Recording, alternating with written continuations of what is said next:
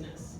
As Gloria mentioned, a third of women have incontinence symptoms, a third of women never experience orgasm, 45% of every pregnancy every year in the US is unwanted or mistimed.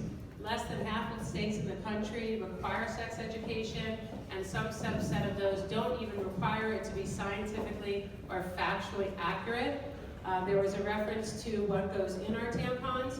You are, by law, they're regulated that you have to put every ingredient that's in your Cheerios, but there's no law that says you have to know what's in a product that you insert vaginally. So we have a long way to go, and I think the ladies up here will be part of the force that is going to change business as usual. So thank you for all the work that you're doing. And one of the things we talk about is when we're in groups of women like this, or founders and founders talking about, well, what if the person doesn't care about female sexual health? And my answer, from a very much capitalistic perspective, is don't care about it. You're missing out on enormous, enormous business opportunities. So if you don't want to care about the plight of women in your life, okay, here are some other financial reasons why you might want to think about that.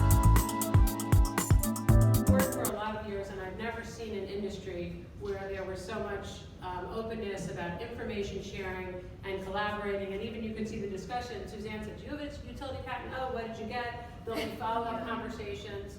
Organizations like this, and the one that Paul created also, is really unusual because, number one, we need it more in this space, and number two, there's a generosity of spirit that I have not seen in any other business category that I've ever worked in. Polly, so you and I have had lots of conversations about this. We've both faced with companies that we've built pushback from media channels. I've been fighting for 10 years, getting access to Facebook. You have taken the mantle and started a movement. I went to my first rally. Protest! But I think at heart, we're both optimists. What keeps you moving forward? We make 2 steps forward, 1 step back. You have a breakthrough, and then Facebook puts ads of penises, but then says, this is one of my favorite ones. They rejected an ad for vaginal dryness, for a product for vaginal dryness, because they said that it was too sexual in nature. And I'm not going to ask anyone who's ever experienced vaginal dryness, but sexy is the last word you would use to describe that experience.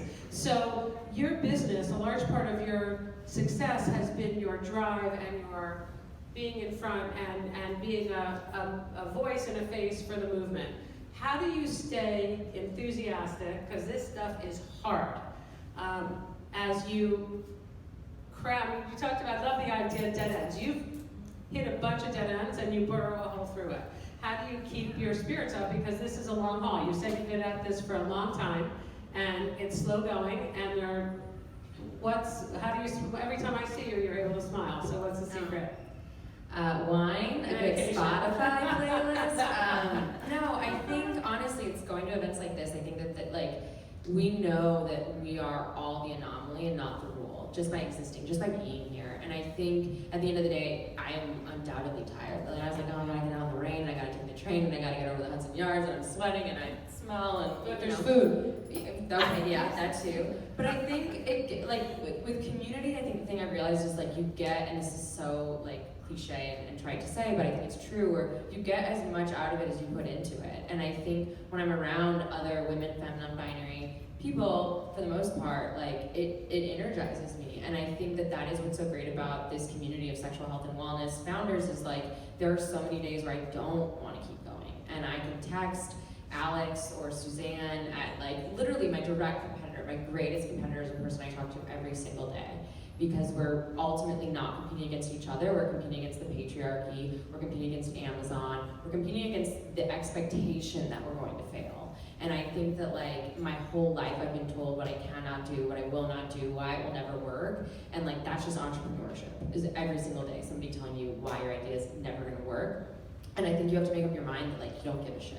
You don't care what they think, and you're just gonna keep going, and the best way to do that is to find other people that are like in the trenches with you. So yeah, like I don't know if Facebook will ever change its policies, but I do know that like there's a group of dedicated, powerful, brilliant individuals who are committed to doing everything they can to try to make it happen. So I'd say sexual health is lucky to have you ladies, because based on what you described, you could sort of change the world in anything you put your minds to. So thank you. It's become more the rule than the exception that many of the companies in this space have a social impact component. And to Vanessa's point, it's a different model, a better model than buy a pair of shoes, give a pair of shoes. God bless you. It's more focused on, for instance, women in developing countries miss 3 to 7 days a week of school or work, 3 to 7 days a month of work or school, which impacts their education, which impacts their career, which impacts their opportunity. So now many companies are teaching them how to make the pads, so they've created their solution, and now sell the pads to people in their community. So now they have a menstrual product solution, and they have an economic engine potentially that can change what their options are. That's one of the really exciting developments that I've seen in this space, is the idea of contributing to other people's welfare is much bigger. And thank you for the work you do at the UN, that's amazing.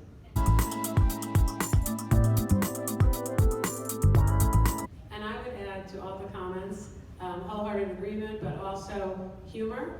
So I always go back to this one story. Everyone in our company had to answer the phone and speak to customers. And I answered the phone one day, and this woman is literally shouting at me. Not yelling, but shouting, "Oh my God, this really works, thank you God." So at the time I started this business, my kids were little, and now they don't care if I leave, but they used to cry at the window when I left for a business trip. So I used to turn to my kids and say, "Mommy's going out to do God's work." And I laugh every time, because you really need a sense of humor, you need a thick skin. People will be insulting, people will be unprofessional, people will be sexually inappropriate. And for me, if at some point I don't laugh and separate my person from the behavior that I'm being faced with, then it doesn't work.